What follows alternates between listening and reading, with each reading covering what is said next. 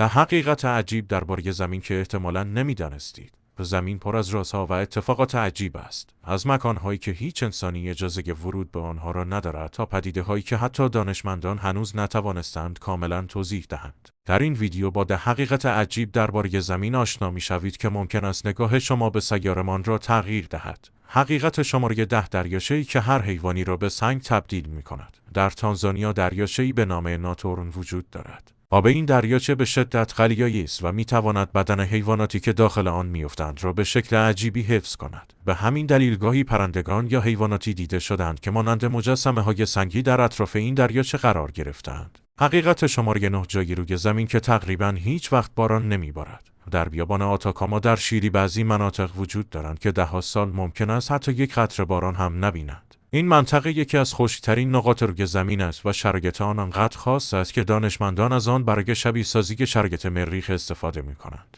حقیقت شماره 8 صدایی مرموز در اعماق اقیانوسه. در سال 1997 دانشمندان صدایی بسیار قدرتمند در اقیانوس آرام ثبت کردند که به بلوک معروف شد. این صدا انقدر قوی بود که هزاران کیلومتر دورتر هم قابل تشخیص بود. هنوز دقیقاً مشخص نیست منشأ آن چه بوده، اما برخی دانشمندان آن را به حرکت یخ‌های عظیم نسبت می‌دهند. حقیقت شماره 7 جنگلی که درختانش خم شدند. در لهستان جنگلی وجود دارد که به جنگل خمیده معروف است. صدها درخت کاج در این جنگل به شکل عجیبی خم شدند. علت دقیق این پدیده هنوز مشخص نیست، اما برخی معتقدند انسان‌ها در گذشته برای استفاده از چوب‌های خاص این کار را انجام دادند. حقیقت شماره 6 رودخانه‌ای که واقعاً می‌جوشد. در جنگل‌های آمازون رودخانه‌ای وجود دارد که دمای آب آن در بعضی نقاط آنقدر بالا می‌رود که می‌تواند حیوانات کوچک را بپزد. این رودخانه که رودخانه جوشان نام دارد یکی از عجیب‌ترین پدیده‌های طبیعی جهان است. حقیقت شماره 5 شهری که تقریباً زیر زمین ساخته شده. در استرالیا شهری به نام کوبرپدی وجود دارد که بسیاری از خانه‌ها، فروشگاه‌ها و حتی کلیساها زیر زمین ساخته شدند. دلیل آن گرمای شدید منطقه است و زندگی زیر زمین باعث خنک‌تر شدن محیط می‌شود. حقیقت شماره 4 جزیره‌ای که ورود به آن ممنوع است. جزیره سنتینل شمالی در اقیانوس هند یکی از منزوی‌ترین مکان‌های جهان است.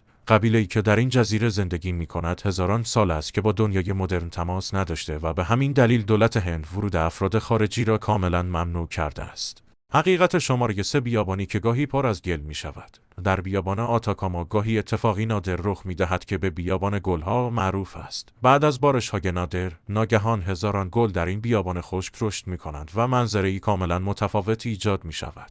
حقیقت شماره 2 کوهی که آهنرباها را گیج می‌کند. در برخی مناطق دنیا مکان‌هایی وجود دارند که به تپه‌های مغناطیسی معروف هستند. در این نقاط به نظر می‌رسد که ماشین‌ها بدون حرکت موتور به سمت بالا حرکت می‌کنند. در واقع این یک خطای دیده ناشی از شیب زمین و محیط اطراف است. حقیقت شماره 1 جایی روی زمین که همیشه برق می‌زند. در ونزوئلا پدیده‌ای به نام صاعقه کاتاتومو رخ می‌دهد. در این منطقه ممکن است در یک شب صدها بار صاعقه دیده شود و این اتفاق در بسیاری از شب‌های سال تکرار می‌شود. به همین دلیل این مکان یکی از فعالترین مناطق صاعقه در جهان است. زمین پر از رازها و پدیده‌های عجیب است و دانشمندان هنوز هر روز چیزهای جدیدی درباره آن کشف می‌کنند. اگر این ویدیو برایتان جالب بود، در ویدیوهای بعدی سراغ عجیب‌ترین مکان‌ها و رازهای ناشناخته دیگری در دنیا خواهیم رفت.